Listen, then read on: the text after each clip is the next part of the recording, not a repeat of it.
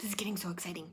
I have to keep reading. So they're on the Belowground. Nyala and Ciro went up to get Marzana's parents and give them the information so they can meet them at Peony's house where they think something's happening. The bad guys are there. And Brandon is taking them on the Belowground. Everybody else in the thief not. Here we go. Chapter 25, The Belowground. Inside the train was all burnished brass and mahogany paneling. The seats, some upholstered in padded red leather, some were made of woven cane, were separated into nooks by benches placed perpendicular to the walls. You guys remember what perpendicular means? There were 4 vertical brass poles for standing passengers, all polished to a gleaming finish. The light from the sconces, with their glass ball shades, flickered cozily as if there were candles inside. When Marzana, Amelia, JJ, and Meddy were safely aboard, Brandon Levi pulled a handle just inside the folding door, causing it to slide shut with a neat little snap. Then he headed to the back of the coach. "This way, mind your step between cars." They followed him through the middle 2 coaches to the last of the 4. When he'd closed the door behind them, Brandon stalked to the very back, or perhaps now it was the very front of the train. "Come on up if you want, or stay here," he said, heading for another door at the far end of the car.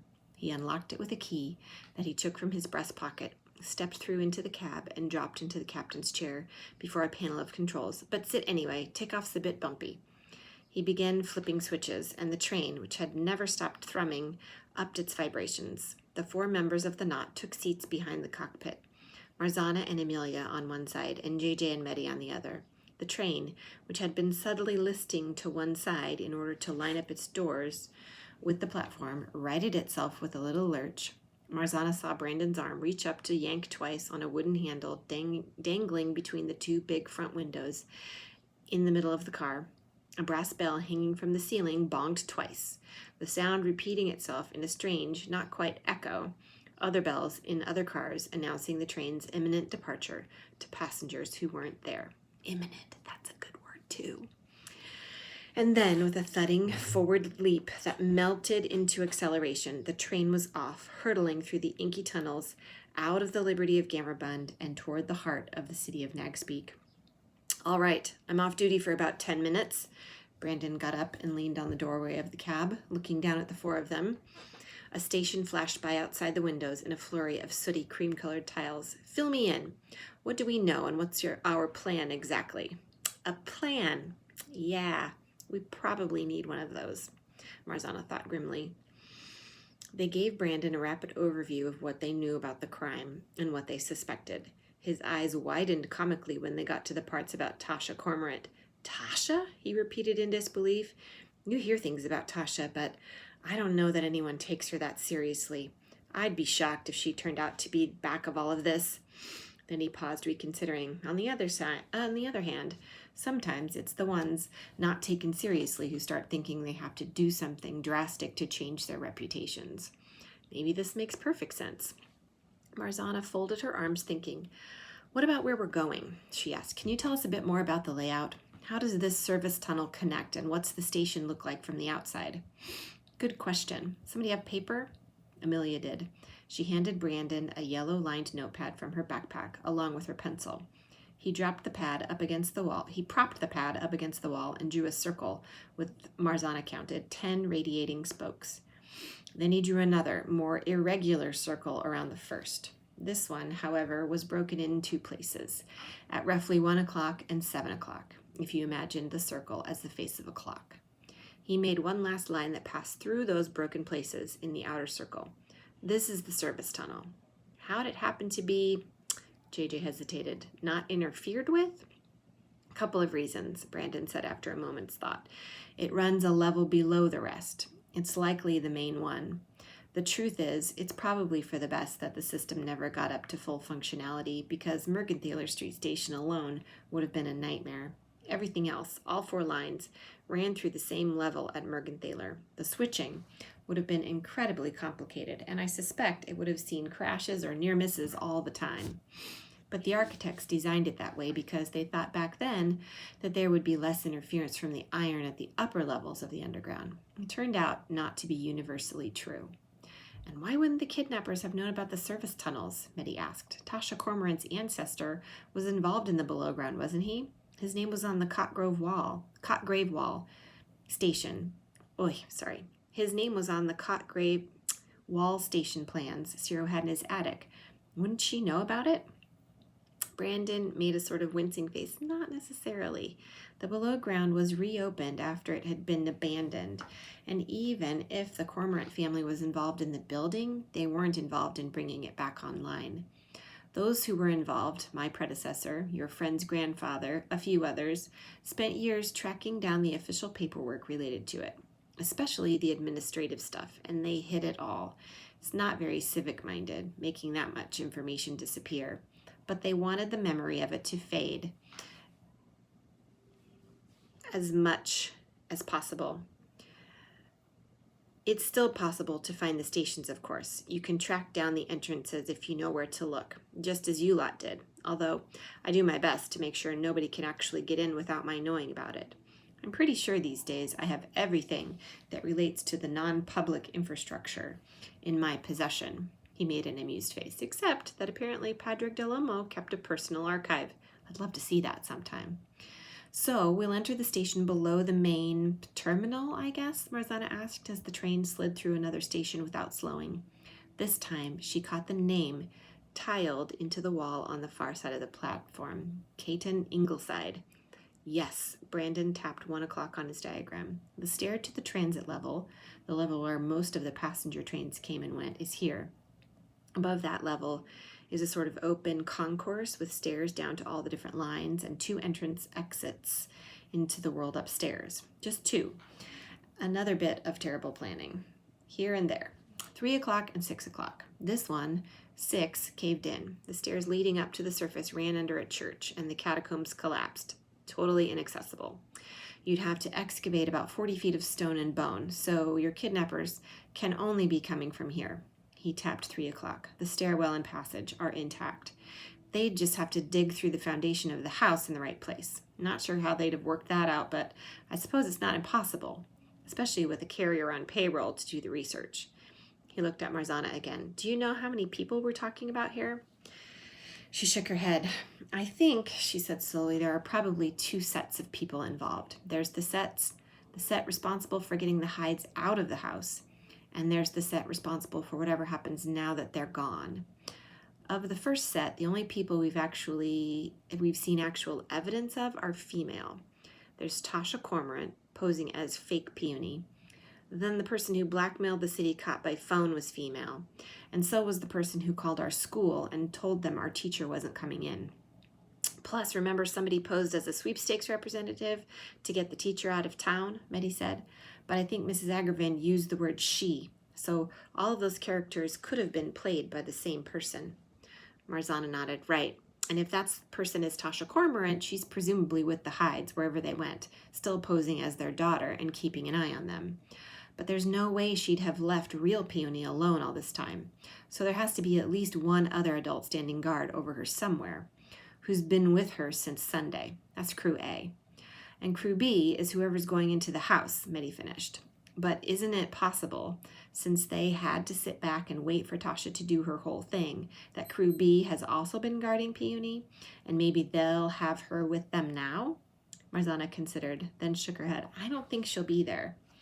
After going to all the trouble of creating a fake daughter, they wouldn't want to risk sneaking their real one back into the Hyde's home when they broke in. If anything went wrong, the kid would be on familiar turf. She could escape. She could raise an alarm. So that's one person pretending to be the hostage and one person watching the real hostage, Brandon said, holding up his thumb and forefinger. And I agree that the girl probably won't be there, though I would like to remind you that it was suggested to me back there in the station that she might be, a suggestion that may have factored into my decision to bring you lot out on this trip. He scowled at Marzana. She blushed. Brandon rolled his eyes and continued. So, who's actually going to be doing the heavy lifting in the station? Digging through the foundation of a house would be a lot of work for one person. Any reason to think there'd be more than 2? The knot considered. No idea. Marzana admitted at last. We know nothing about them. But I think for something like this, you'd want the minimum number of people involved, wouldn't you? Even with her limited underground education, that seemed like common sense. So where's the hostage if she's not there? Brandon asked. And explain why aren't we going straight to her if she's in so much danger? We do have a clue about where she might be, Mehdi said. She left a note. We just haven't worked out what it means yet. Nyala and Ciro will keep trying to make sense of it, and they'll give the information to Marzana's mom and dad and Emmett. But we know where the rest of the crew will be, so let's just get there, catch them, and make them talk. Catch them, she says. Brandon snorted. Make them talk, she says. Got some ghost-related strategies up your sleeve, have you? Absolutely, Mehdi retorted. JJ spoke up. Maybe he'll understand Peony's note. He's from downhill. He, Mehdi, and Amelia looked to Marzana. Should we? Try me, Brandon suggested. I don't remember the exact wording, Marzana said, but it was something like, in the dark with the teacups, animal noises, screams, barks, and howls, smells like pool water. Does it make any sense to you? The conductor considered. The teacup thing is a mystery to me, and the pool smell too, but the printer's quarter in particular is lousy with foxes, and they do in fact scream, bark, and howl. He made an apologetic face. Sorry not to be more helpful. It's okay, Marzana said. After all, we still have Maddie's catch 'em and make 'em talk plan. Right, the conductor muttered. Right. He looked down at his watch, then over his shoulder and out at the darkness, beyond the front window. Well, I've got a tunnel switch to manage in about 3 minutes. Then we'll be beneath Mergenthaler about 5 minutes after that. So, and he turned and took his seat at the controls again, stuffing the diagram he'd drawn into one of his many pockets. Amelia popped to her feet and leaned through the door. Mr. Levi, where would you say we are about now? Geographically? Yes, relative to the city above us. Brandon scratched his head under the goggles. He threw a lever and the train began to decelerate. I'd say we're just about where the slope meets Bayside. Thanks, Amelia said, dropping back into her seat with a contented smile. Do you know, she said, looking around at the other three, this is the first time I've been out of the Liberty. Ever? Marzana asked, surprised. Ever. Well, hey, JJ held out a palm. That's huge. Amelia reached across the aisle and slapped it. The train slowed to a crawl, then lurched to a stop. There was no station visible, but ahead of them, the shadowy tunnel forked. Brandon hopped up and walked through the coach. Back in 2 shakes. He opened the door between cars and climbed out and down into the tunnel. All 4 of the kids got to their feet to watch through the front window of the cab as the conductor stepped into the glare from the headlight, pulling on a pair of heavy gloves as he went. He hauled back on a huge lever to one side of the track, and up ahead, a set of rails that had been leading into the tunnel to the left slid with a metallic groan until they pointed into the tunnel to the right. Brandon dusted off his gloves, took a quick look over his shoulder to make sure the track was positioned the way he wanted, and returned to the train. Take your seats, he said, as he pulled himself back into the car and shut the door again. Then they were off, accelerating into the right-hand bore. They'd been descending for the entire trip. The Liberty was, after all, at the top of a huge hill, and the printer's quarter was almost all the way at the bottom. But now the train did a shorter, steeper dive, then leveled out. We're on the maintenance level now, Brandon called back. Just a couple more minutes. Once the train seemed to be moving at a consistent pace, JJ got to his feet and walked toward the far end of the car, waving for the others to follow. What are we doing? He asked when they were all standing around one of the poles. When we get there, seriously, what's our goal? I think, Marzana began, our goal should be to figure out what they're doing there and to delay them leaving, if we can, until the cavalry arrives. I don't know if we can make a plan for that until we see what it's like in the station, though, and how many of them there are. He glanced from JJ to Mehdi, but I feel like a lot of this is going to fall on you guys. We're probably going to need some distracting visual stuff. Magic. You might be right, Mehdi said. JJ looked at Amelia. You brought supplies? What do we have to work with? Amelia began ticking things off on her fingers. A couple more big pieces of tracing paper, tape, flashlight, of course. You said something about working miracles with a spool of thread on that first day, so I packed a spool of thread, also some thin wire, a lockpick kit, a multi-tool with a knife, screwdriver, and adjustable wrench, my school ID. You can do a lot with a piece of plastic that size. A candle, some matches, a couple markers, a couple pencils, some chalk, and the official Cormorancy key collection. Not that I expect it to be good for squat down here in the real world. Good grief, Mehdi said, impressed. You came prepared. Amelia shrugged. If you want to get in and out of rooms without getting stuck in them or setting off alarms, it helps. And I have my basic kit, JJ said, patting his messenger bag. The stuff you've seen, plus an extra deck of cards, flash paper, some invisible thread and wax, and a handful of other little goodies. Nettie shrugged. I have this. She reached into her pocket and produced Marzana's pink shoelace, in case anyone's shoes come untied. And I have me, for whatever it's worth. It's worth a ton. Marzana peered into her backpack. I have Meddy's reliquary, my notes, and my own little kit, but that just has a flashlight and a multi-tool and a notebook and a pen. Then she looked up. Suddenly, she realized that for once in her life, she knew exactly what she wanted to say. And I have you guys. None of us, except maybe Amelia, were expecting to find ourselves here today. But here we are. And it's up to us. Meddy, can I have that shoelace back? She held out her hand, and Meddy put the shoelace into it. Marzana tied the fiddly in and out and back again, the thief knot. This morning, I was feeling pretty down on myself and this whole endeavor, she said as she fared the knot. I think that was probably pretty clear. I named us after a structurally unreliable knot that's not good for much, and that's how I was feeling. Inept, useless, because even though they didn't go inside first, my parents got to Mrs. A's apartment before we did, and they seemed to know something was off about the rescue, and I think that made it feel like not so much of a victory. And also, she admitted with a half smile, because I got in trouble.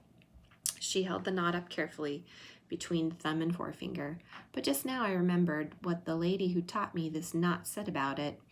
Honora said the point of a thief knot isn't whether it's reliable. The point is whether your shipmates are. So, here's to us. She closed her fist around the little twisted curl of shoelace and held it out between them. Knot up. Not up, Meddy repeated with a grin, putting her hand on top of Marzana's. Amelia followed suit, and so did JJ. Not up. Then he flipped his hand over to reveal that now he, and not Marzana, held the shoelace. Let's do this. Marzana yanked her fist out from under the other's hands, opened it, and stared at her empty palm. Okay, that was impressive. Next stop, printers. Quarter Mergenthaler Street, Brandon yelled from the cab. The train began to slow. Outside, graffiti flashed by on the walls, words and drawings of fanciful creatures, and strings of numbers in jewel tones darkened by time and dirt. Then the tunnel widened, and the train's headlight flashed across the shadowy platform on the right for a moment, illuminating a table, 3 overturned chairs, a few ragged posters on the back wall, and the upward slanting line of a staircase. Trailing roots hung from the ceiling. Then the shadows crept back in as the train squealed to a halt, its headlamp masked by the tunnel ahead, and only the much dimmer glow of the sconces inside the cars left to illuminate the platform.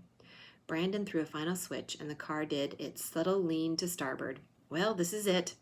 He got to his feet, opened a cabinet above his seat, and took out a canvas bag. Toolkit, just in case. Probably not good for much, but I'm not going in empty-handed. He eyed the knot as he passed through the door and opened the folding door. You lot are sure you want to go up there? You realize we probably can't sneak up on anyone who's already in the station. If they've made it even as far as the concourse, they'll have felt the train, even if they didn't hear it. There are no thick old stone walls here to muffle the sound, like there are up at your school, up there in the Liberty. Marzana squared her shoulders. Absolutely. Right. Brandon looked at her for a long moment.